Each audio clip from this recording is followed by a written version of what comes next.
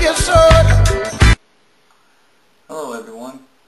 I wanted to give a quick video response to, after the reading of this book, Crisis of Conscience, to CS out there, because he wanted some response about this.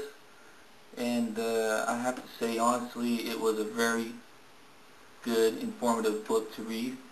I read through it in a span of almost like 4 weeks or so, and I'm rereading it again and slower so I can remember certain things about it. And there's some interesting stuff that I kind of missed the first time around.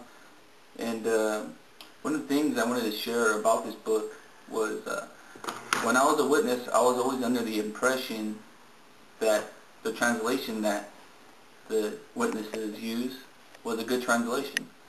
And I remember reading the foreword. I just wanted to read something out of the foreword real quick. It says, "The translator of this work who fear and love the divine author of the Holy Scriptures feel toward him a special responsibility to transmit his thoughts and declarations as accurately as possible. They also feel a responsibility toward the searching readers who depend upon a translation of the inspired word. It was with such a sense of solemn responsibility that over the course of many years, this committee of dedicated men have produced a New World Translation of the Holy Scriptures." Now, when I read all of it, of course, when I was a witness, but I just wanted to see, I was under the impression that this translation was written by a group of men that was anonymous, remained anonymous. I thought they were all schooled, all scholars in, the languages that the original, they're students of the languages that the Bible was originally written in. I thought, there were scholars of them working on this, working it out, figuring out, the accurate, words, word for word on this thing. That was good enough for me.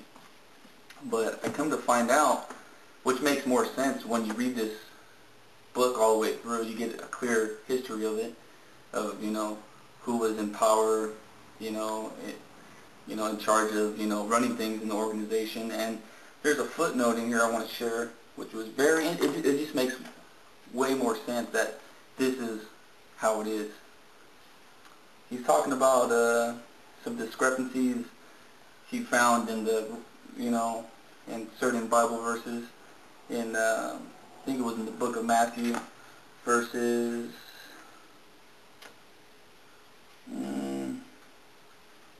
chapter 19, verse 9, talking about adultery and fornication. But that's not what I wanted to bring. I want to bring out how here comes the people who are involved in making this translation. The footnote reads, "The New World Translation bears no translator's name and is presented as the anonymous work of the New World Translation Committee. Other members of that committee were Nathan Knorr, the president, Albert Schroeder, and George Genghis. Fred Franz, however, was the only one with sufficient knowledge of the Bible languages to attempt translation of this kind. He had studied Greek for 2 years at the University of Cincinnati, but was only self-taught in Hebrew." I mean, that doesn't really sound like, a group of scholars like how I had viewed in my own mind.